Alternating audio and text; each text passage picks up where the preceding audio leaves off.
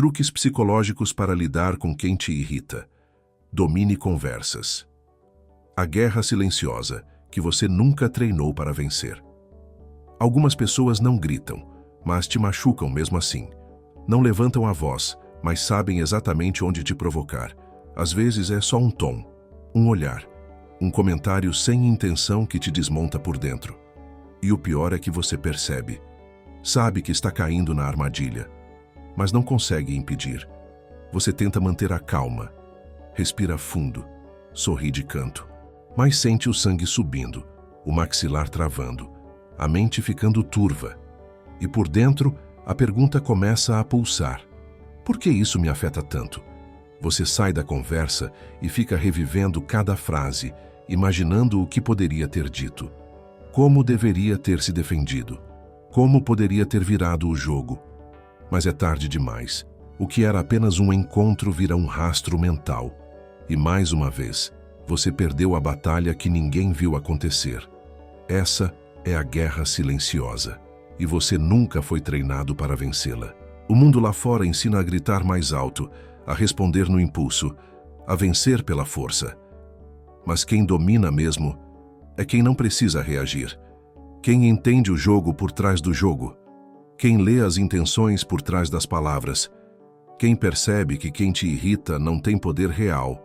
Só sabe onde cutucar porque você ainda não blindou essa parte. É aqui que entra a verdadeira sabedoria estoica. Não como teoria distante, mas como arma prática para o dia a dia. Como escudo mental. Como espada invisível. Hoje você vai aprender 8 truques psicológicos que mudam completamente a forma como você lida com quem tenta te tirar do sério. Truques baseados em razão, não em reatividade. Em domínio interno, não em teatralidade. Você vai descobrir como virar o espelho contra quem te provoca. Como neutralizar ataques sem usar força. Como sair de uma conversa difícil sem carregar peso nenhum. Como ser aquela presença que, mesmo em silêncio, impõe respeito. Não espere encontrar conselhos genéricos. Este vídeo não é sobre frases prontas, nem sobre técnicas de autoajuda. É sobre construção de caráter, sobre forjar uma mente que não oscila ao sabor das emoções alheias, sobre vencer, sem guerrear. Prepare-se para transformar cada conversa tensa em um campo de treinamento estoico. E, ao final, descobrir que o verdadeiro poder não está em vencer os outros, mas em nunca mais ser vencido por dentro. A maioria das pessoas reage como se cada provocação fosse uma verdade. Alguém lança uma frase atravessada e, sem perceber, você a transforma num julgamento sobre quem você é. Você escuta, absorve e se identifica. Mas esse é o erro. O que o outro diz, o tom que usa, a maneira como insinua, quase nunca fala de você. Fala dele. Fala da mente dele, do nível de consciência dele, do estado emocional dele. O que irrita no outro, quase sempre, é um reflexo do que ele não sabe nomear dentro de si. O problema é que você ainda acredita que a ofensa tem algo a dizer sobre você, quando, na verdade, é só um espelho sujo que te entregam esperando que você aceite o reflexo.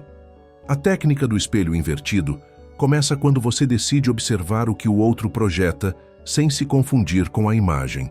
Você começa a notar padrões. Percebe como as pessoas mais irritantes são quase sempre as mais frágeis. Como quem mais te critica geralmente é quem mais se odeia por dentro. E como quem vive apontando seus defeitos, na verdade, está tentando desviar a atenção dos próprios. Mas essa clareza só chega quando você se separa da ofensa. Quando, ao invés de engolir, você analisa. Ao invés de rebater, você decifra. A filosofia estoica ensina: o que o outro sente não define você. O que você sente sobre o que o outro diz, sim. Mas até isso é opcional. Existe uma distância entre o que acontece e o que você interpreta. A maioria vive encurtando essa distância, reagindo antes de entender, respondendo antes de respirar. O espelho invertido exige o oposto. Tempo, pausa, reflexão. Quando alguém te ataca, visualize um espelho entre vocês.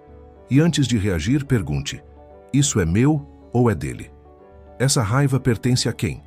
Esse tom de desprezo nasceu onde? Você vai se surpreender com a resposta. Muitas vezes o ataque vem de um lugar de insegurança. Alguém vê em você algo que ele não tem coragem de ser, ou sente inveja da sua calma, da sua firmeza, da sua liberdade. Em vez de admitir, ele tenta te reduzir. Diminuir você é uma forma de tentar equilibrar a diferença que ele sente. Mas se você cair nessa, se você se abalar, se você devolver com raiva, acaba provando que ele estava certo. Por isso, o espelho precisa ser racional. Você não devolve com emoção, devolve com lucidez. É nessa hora que a postura muda. Você não se apressa em responder. Você não se explica, não se justifica. Você observa, como quem escuta uma criança com raiva tentando acusar o vento. Você está lá, mas não está envolvido. Está presente, mas não está grudado. E isso desarma o jogo, porque o jogo só funciona quando você joga também.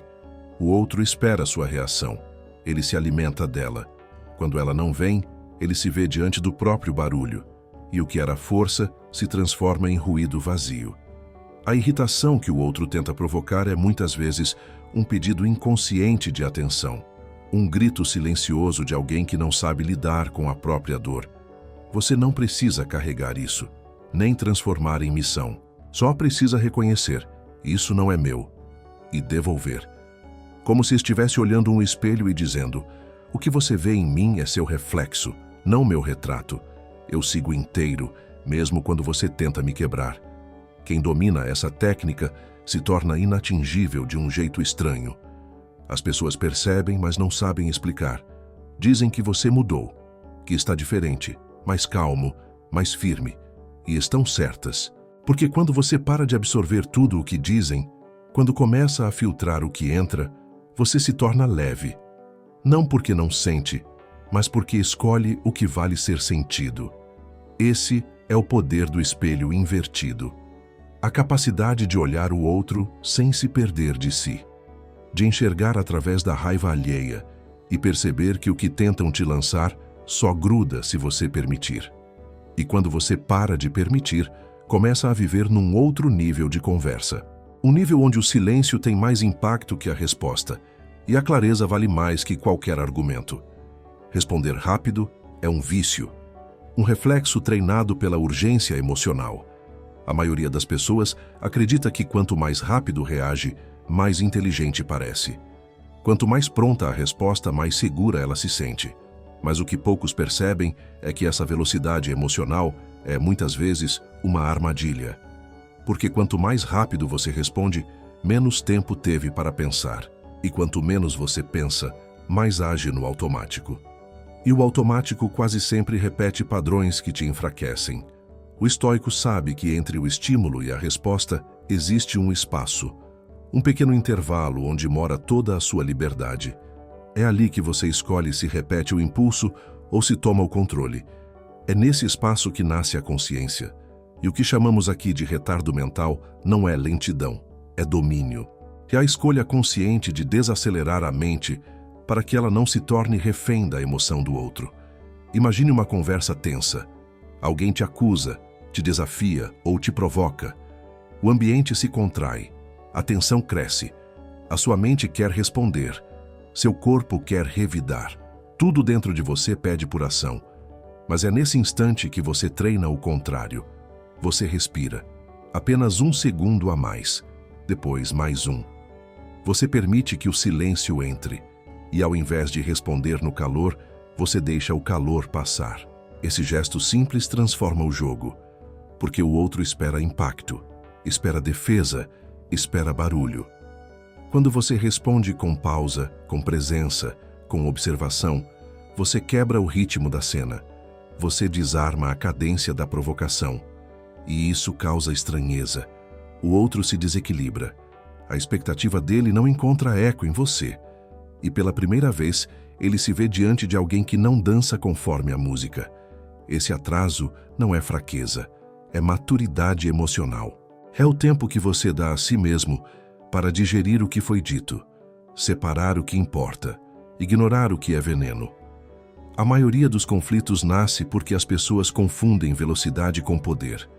mas o verdadeiro poder é o da escolha. E só escolhe quem não está dominado pelo momento. Só escolhe quem aprendeu a desacelerar mesmo sob pressão. Você pode treinar isso no dia a dia. Alguém te interrompe. Espere 2 segundos antes de retomar. Alguém te acusa. Respire fundo antes de responder. Alguém te provoca. Olhe nos olhos e permita que o silêncio faça seu trabalho. Você não precisa preencher o espaço com palavras. O espaço também comunica. E às vezes, o que você não diz tem mais peso do que qualquer frase pronta. O silêncio criado pelo retardo mental é diferente do silêncio da submissão. Não é o silêncio de quem não sabe o que dizer. É o silêncio de quem sabe exatamente o que não vale a pena dizer. É o espaço de quem filtra, pondera, escolhe. De quem se recusa a reagir para não perder o eixo. E de quem prefere preservar sua energia do que vencer um debate sem sentido. Ao fazer isso, você se torna raro, porque o mundo é apressado, impulsivo, barulhento, e você passa a ser o ponto de equilíbrio dentro da tempestade. Sua resposta desacelerada não é uma falha de raciocínio, é uma vitória sobre o impulso. E esse gesto simples vai se espalhando. A conversa muda, o ambiente muda, e no fim, o outro também muda. Porque ele percebe que está diante de alguém que não pode ser conduzido pelas emoções alheias. Essa é a armadilha que você aprende a evitar. Não caia na pressa de responder. Não se sinta obrigado a ter uma resposta imediata. Aprenda a valorizar o espaço entre o que ouve e o que diz. Ali está o seu poder. Ali está o que te diferencia. E ali mora a chave da sua liberdade interior. Toda provocação tem ritmo. Toda acusação tem um roteiro silencioso. Quem te confronta já vem esperando o próximo passo da cena. Eles dizem algo agressivo e aguardam o retorno. É um ciclo automático, um padrão previsível. Você se irrita, responde, o clima esquenta, os argumentos se cruzam, os tons aumentam. Nada disso é novo. É um tipo de teatro que se repete diariamente no trabalho, na família, nos relacionamentos. O que a maioria não percebe é que há uma brecha ali. Uma forma sutil de interromper o roteiro sem levantar escudos, sem usar palavras duras, sem gritar. Essa forma se chama desarme invisível. O desarme invisível acontece quando você quebra a coreografia emocional da interação. O outro espera confronto. Você oferece silêncio. Ele espera tensão, você relaxa o corpo. Ele espera réplica, você olha com neutralidade. Não se trata de fugir, nem de se omitir. Trata-se de sair do jogo, de não seguir a lógica interna do embate. Isso desarma porque a provocação depende da sua reação. Sem ela, o ataque perde sentido. Imagine alguém te dizendo algo ofensivo. A frase foi feita para te machucar, para acionar um gatilho, para arrancar uma resposta. Mas em vez disso, você apenas observa. Sua expressão não muda. Seus ombros não se contraem. Sua voz não sobe. Você não oferece resistência. Você também não concorda. Você apenas fica ali, inteiro, presente, intacto. O outro sente a quebra. Esperava barulho, encontrou presença. Esperava reação, encontrou firmeza silenciosa. Esse tipo de postura perturba, porque ela expõe o descontrole de quem ataca. O provocador perde referência. Ele não sabe mais como continuar. O roteiro foi rompido. A dança perdeu o compasso. Ele fala mais alto tentando te puxar de volta. Mas você não vai. E isso mostra algo ainda mais poderoso, que ele nunca teve controle sobre você. Que era você quem permitia. Essa técnica é sutil, mas exige prática. Começa no corpo. Em vez de tensionar, relaxe. Em vez de acelerar o tom, desacelere. A sua calma deve parecer inabalável, mas não arrogante. Não é sobre vencer o outro, é sobre não cair com ele. Seu olhar deve ser firme, mas sem ataque. Sua respiração deve ser profunda, mas invisível. Seu silêncio deve ser denso, mas nunca passivo. Você está ali, mas não está disponível para o jogo emocional. Quando você domina essa técnica, começa a perceber quantas provocações são apenas tentativas desesperadas de atenção. Gente que aprendeu a se comunicar pelo ataque. Pessoas que confundem força com agressividade e presença com imposição. E quanto mais você responde, mais alimenta esse sistema. O desarme invisível é a ruptura. É você se negando a perpetuar o ciclo. É uma forma de dizer, comigo isso não funciona mais. A filosofia estoica reforça que você não controla o que dizem, nem o que fazem, mas controla como escolhe responder. E há poder em recusar a cena, há força em não entrar no palco. Há sabedoria em não repetir a peça, porque quando você quebra o ritmo da provocação, você obriga o outro a se ver. E essa é a maior provocação que existe. Mostrar, com sua calma, o quanto o outro está perdido na própria raiva. E isso tem um efeito colateral poderoso.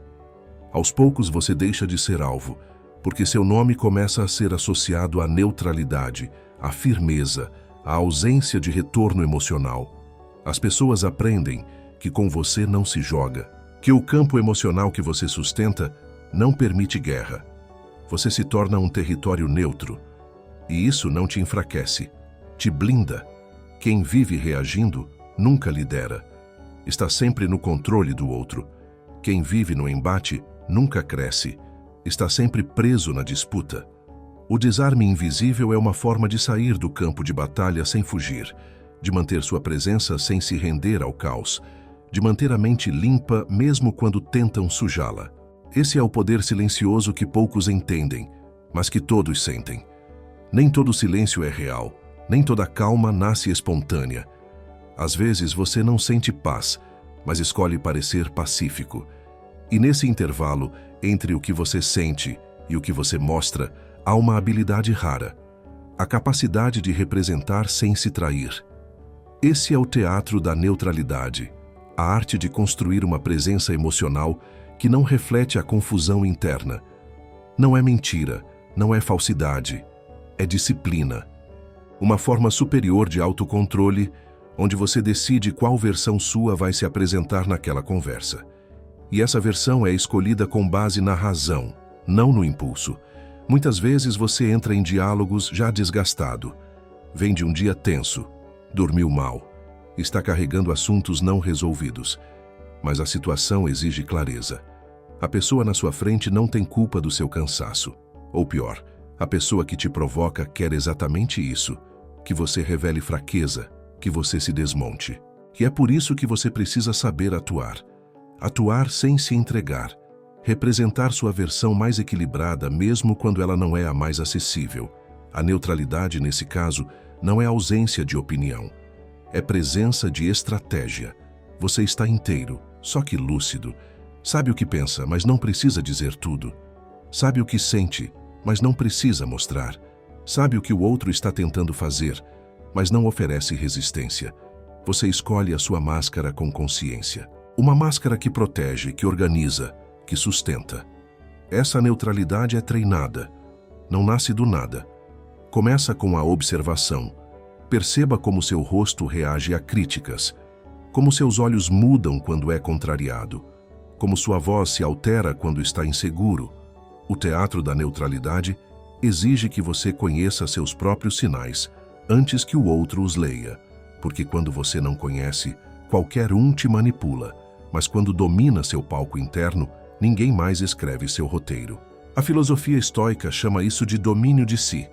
Ser mais forte que os próprios impulsos, manter o centro mesmo quando o chão treme. Isso não significa ignorar o que sente. Pelo contrário, significa reconhecer o que sente e escolher não ser guiado por isso. É como um ator experiente. Ele sente tudo, mas entrega apenas o que a cena exige. O palco é a conversa. O público é o outro. O script é seu autocontrole. Em uma conversa tensa, a atuação começa nos detalhes. Um tom mais calmo, uma postura mais firme, um olhar que não se esquiva, mas também não ataca. Um silêncio que não é passivo, mas carregado de intenção. Cada gesto comunica algo. Cada escolha sustenta o clima. E mesmo que por dentro você esteja lidando com caos, Por fora, você transmite clareza. Isso é poder. Quem não domina essa arte vive reagindo com transparência emocional. Mostra tudo, exibe cada medo, cada irritação, cada dúvida. Isso pode parecer autêntico, mas é perigoso. Porque em ambientes hostis, autenticidade emocional sem filtro vira fraqueza explorável. O teatro da neutralidade, nesse sentido, é uma armadura, uma proteção ética. Você não finge ser quem não é. Você apenas protege quem ainda não pode se mostrar. E algo curioso acontece. Ao sustentar essa versão mais lúcida de si, você começa a se tornar ela. O teatro vira treino. A atuação vira realidade. O corpo aprende. A mente internaliza. E o que era estratégia vira temperamento. Você se acostuma com a estabilidade, com a contenção, com a postura. E pouco a pouco, essa persona racional se torna sua natureza mais presente. Isso não te desumaniza, pelo contrário, te torna mais humano, mais consciente do impacto que tem, mais responsável pelo que emite e menos vulnerável às tempestades emocionais alheias. Você passa a ser o eixo, o ponto estável da conversa, e mesmo que ninguém entenda como, todos sentem que algo em você não oscila. É essa constância que impõe respeito. Dominar o teatro da neutralidade é escolher a cada interação quem vai conduzir sua fala, o impulso ou a razão, o ressentimento ou a visão clara, o orgulho ou a estratégia. É a arte de proteger sua essência sem precisar se expor. É a força de um guerreiro que sabe quando falar, quando calar e quando apenas permanecer presente, inteiro e inalcançável. A raiva só cresce quando tudo parece urgente, quando o momento vira absoluto, quando o presente ganha um peso desproporcional, quando a provocação parece maior do que a vida inteira. A mente, nessas horas, fecha o enquadramento. Faz um zoom emocional que só mostra o rosto de quem te irrita, o tom da voz dele, o detalhe da frase, o incômodo exato que atravessou sua paciência. E quanto mais você olha de perto, mais aquilo ocupa espaço. Mais parece importante. Mais se torna insuportável. O segredo está em fazer o oposto. Reduzir o drama ampliando o campo. Essa é a técnica do zoom emocional. Quando algo te irrita, o impulso natural é mergulhar naquilo. Mas o estoico treina a mente para sair, para olhar de longe, para distanciar o foco e lembrar que aquilo é só um fragmento, só um instante. Só um pequeno ponto em uma linha do tempo muito maior. Um gesto isolado de alguém que também é feito de fraquezas, inseguranças e dores que você nem imagina. Você está numa conversa difícil. Alguém te interrompe, te trata com desdém, usa a ironia como arma. A primeira reação é o sangue subir, a expressão endurecer, o coração acelerar. É natural. Mas é aí que a técnica entra. Em vez de seguir o impulso, você força a mente a fazer uma pergunta. Quem é essa pessoa além desse momento? O que ela viveu ontem? O que ela teme hoje? O que ela perdeu nos últimos anos? Talvez ela esteja lidando com uma doença em casa. Talvez esteja frustrada com a própria vida. Talvez nunca tenha sido ouvida na infância e agora grita para sentir que existe. Isso não justifica, mas explica. E quando algo se explica, já não fere da mesma forma. O zoom emocional exige treino, porque o orgulho não gosta de contexto. O orgulho quer manter a visão curta, o foco estreito. Ele quer que você veja só o erro, só o ataque, só o tom de voz. Mas quando você amplia a cena, o ataque perde peso. Você começa a ver que o outro também está travando batalhas invisíveis. E que muitas vezes a frase agressiva não é sobre você. É sobre ele mesmo, se debatendo com seus próprios fantasmas. Essa técnica também funciona com o tempo. Imagine essa mesma situação vista de longe. Daqui a 5 anos. Você vai se importar com essa conversa? Essa pessoa ainda fará parte da sua vida? Essa discussão vai importar de verdade ou vai sumir como tantas outras? Ao projetar no tempo, o agora encolhe, a raiva murcha, a urgência desaparece e a mente volta ao lugar. É como olhar um quadro grande. De perto você só vê manchas, pinceladas bruscas, traços desconexos. Mas quando você dá 2 passos para trás, enxerga a imagem inteira. E o que parecia agressivo revela um padrão. O que parecia aleatório ganha forma. A provocação se encaixa numa lógica maior. Você entende. E quando entende, não reage, apenas observa. Há outro benefício oculto nisso. O zoom emocional te salva de carregar rancores que não são seus, de não se contaminar com a dor do outro, de manter seu centro mesmo quando tentam te puxar para o drama. Você se torna alguém que vê sem se misturar, que compreende sem absorver, que escuta sem se ferir, não por frieza, mas por sabedoria. O estoico não vive tentando mudar os outros, vive tentando compreender as raízes dos próprios julgamentos, e ao expandir o olhar, ele se torna maior do que o momento, porque grandeza não está em vencer o outro, está em enxergar além dele, além do tom, da frase, da irritação. Está em lembrar que cada pessoa é um universo, e que às vezes o que ela joga sobre você não é ataque, é excesso. Excesso de dor, de pressão, de medo, de cansaço. Você não precisa recolher esse peso, só precisa deixar ele passar por você sem se fixar. Isso só é possível quando a mente está ampliada, quando o contexto vence o detalhe, quando o ser humano vence o personagem irritante, quando o todo vence o recorte. Treinar o zoom emocional é escolher a cada conversa a lente com que você vai enxergar o mundo. A lente do orgulho ou a da compreensão. A do agora estreito ou a da visão ampla. A da ferida ou a da consciência.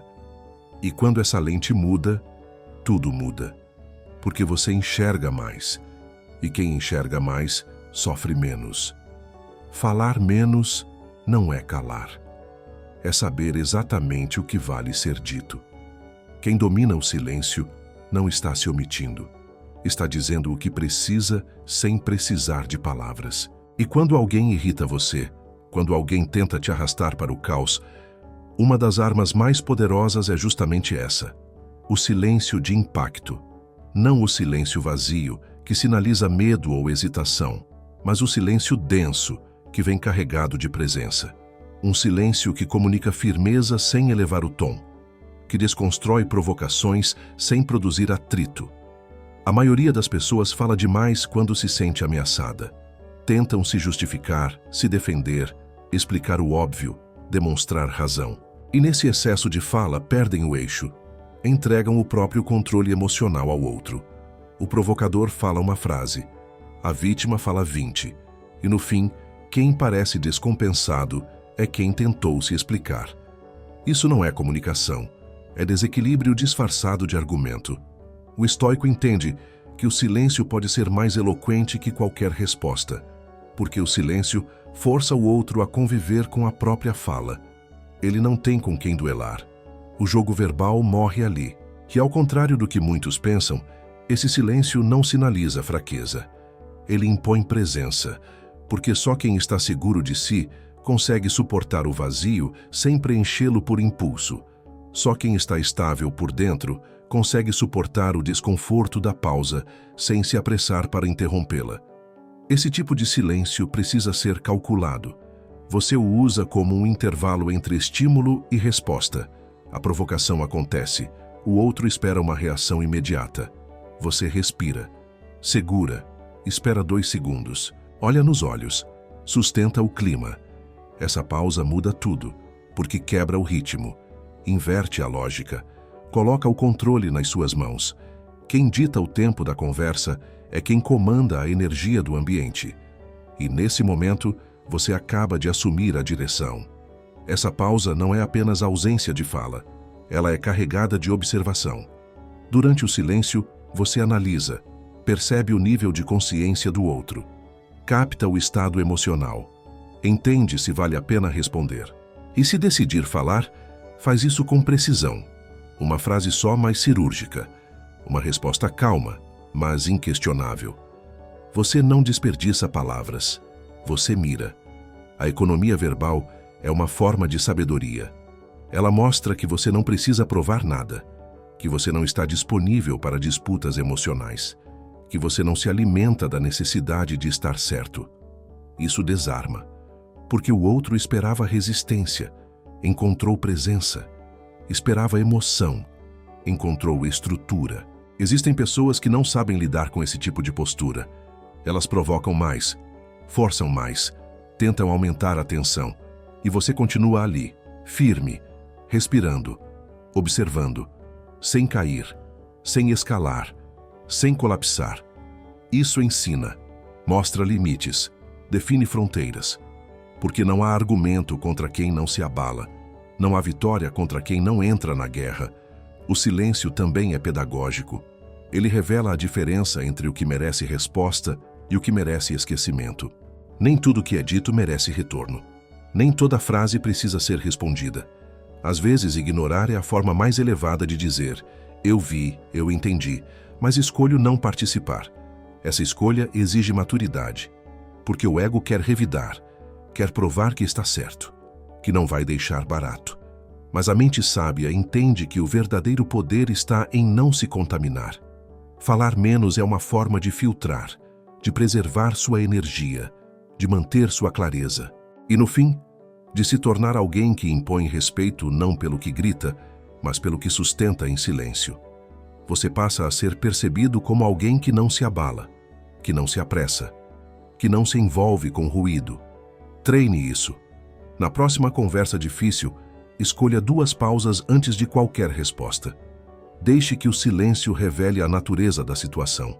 Deixe que ele organize o caos antes que você diga qualquer coisa. Você vai perceber que, muitas vezes, o melhor argumento não é o que você fala, é o que você não precisa dizer. Nem toda batalha termina quando a conversa acaba. Às vezes o outro vai embora, o silêncio se instala, mas dentro de você a discussão continua. As palavras ficam ecoando, as expressões se repetem na sua memória, o clima volta inteiro como se ainda estivesse acontecendo. E mesmo depois de horas, você ainda sente raiva, frustração, culpa. Isso acontece porque você não fechou a cena. Ela continuou aberta dentro da sua mente como uma ferida mal cuidada. E é por isso que o estoico desenvolve um hábito poderoso, o diário interno. Um método simples, mas profundo, de revisão e purificação mental. O diário interno não é um caderno físico, embora possa ser.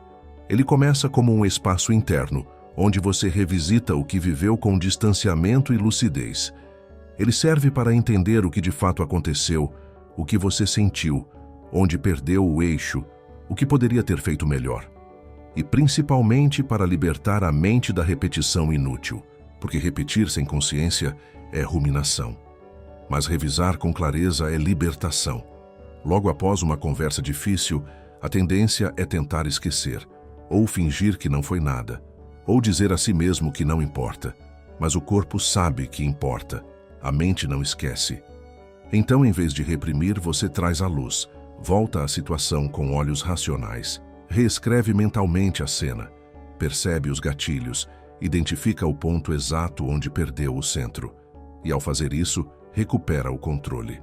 A prática pode ser feita de forma breve. Você senta, respira fundo e pergunta a si mesmo: o que me afetou de verdade? Foi o que a pessoa disse ou o que eu interpretei? Foi a atitude dela ou a expectativa que eu carregava? Onde estava minha mente antes da conversa? Eu estava inteiro? Eu me preparei ou fui tomado de surpresa? A resposta dessas perguntas revela o que é seu e o que é do outro. Separa os campos. E quando você sabe o que é seu, pode curar. Quando sabe o que é do outro, pode soltar. Escrever ajuda. Colocar no papel transforma o caos em ordem. Você não precisa usar palavras bonitas, só precisa ser honesto. Registrar a própria reação é um exercício de humildade. Às vezes, você vai perceber que exagerou, que reagiu mal, que se defendeu quando ninguém atacou. Outras vezes, vai perceber que suportou mais do que devia, que engoliu o que não precisava, que cedeu ao desconforto por medo do conflito. E tudo isso é aprendizado, porque ninguém se blinda sem se conhecer. Ninguém se fortalece sem rever onde cedeu. O estoico não busca perfeição, mas lucidez. Ele erra, mas aprende. Ele se irrita, mas revisa. Ele se frustra, mas não carrega.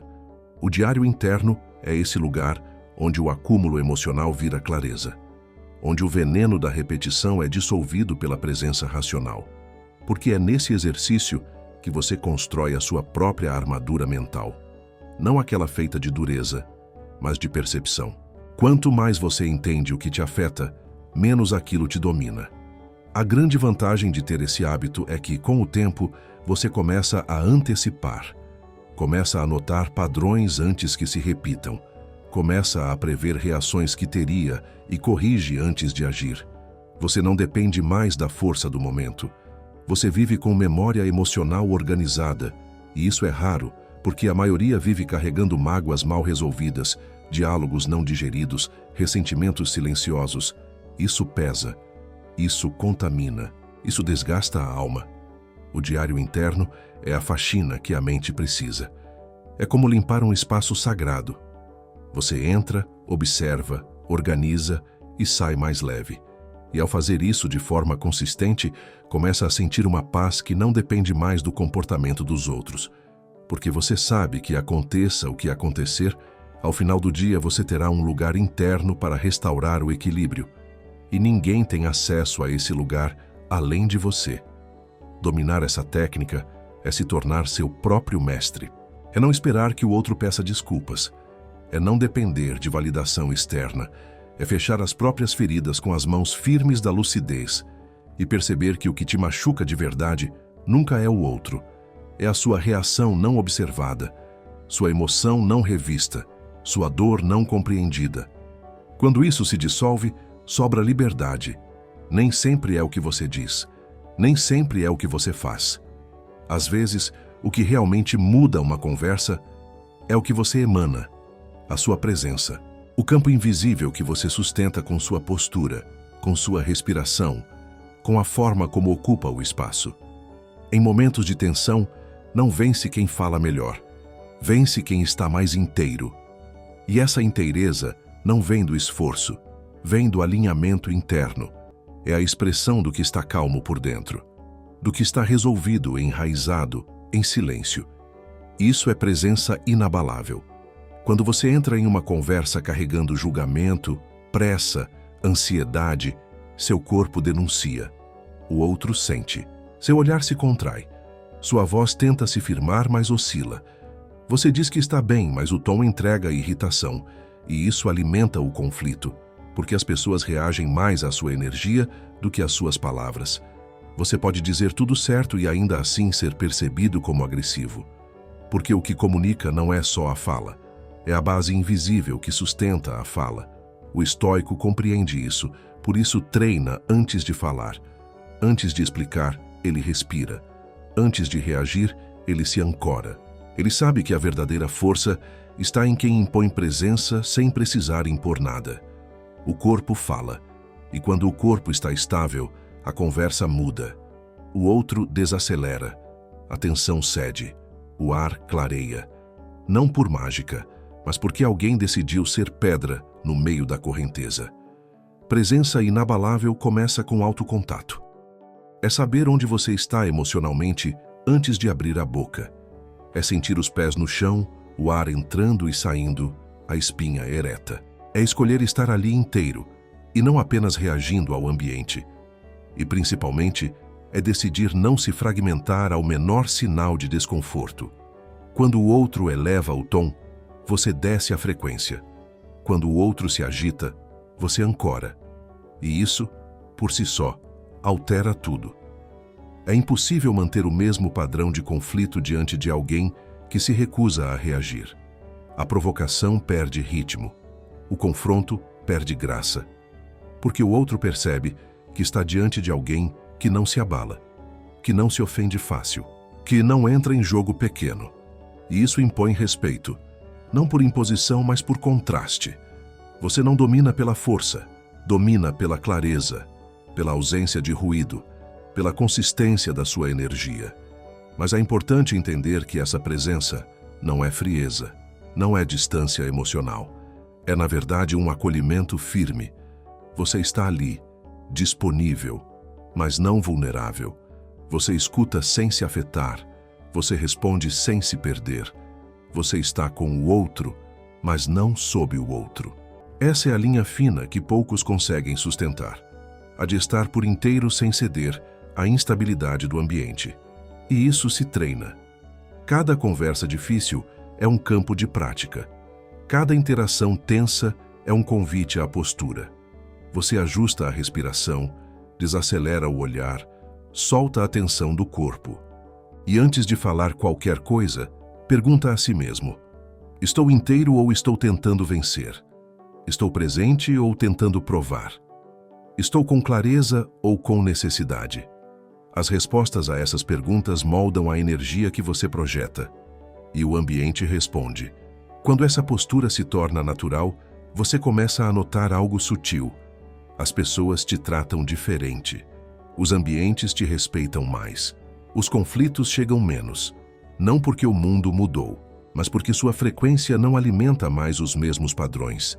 Você se tornou alguém que não se abala fácil. E isso cria um campo ao seu redor. Um espaço onde o outro sente que precisa se ajustar, que precisa elevar o tom interno, que precisa falar com mais verdade, porque sua presença exige isso, não com palavras, com silêncio. A presença inabalável é a herança de quem treinou todas as técnicas anteriores. É o fruto da observação, da contenção, da neutralidade, da respiração, da pausa. É o ápice da conversa silenciosa. O momento em que você não precisa mais controlar o diálogo, porque o ambiente inteiro já reconhece quem você é. E isso basta. Se algo dentro de você mudou enquanto ouvia isso, mantenha esse campo vivo. Escreva nos comentários o que mais te tocou. E se quiser seguir esse caminho com clareza, disciplina e verdade, inscreva-se. Há muito mais por vir.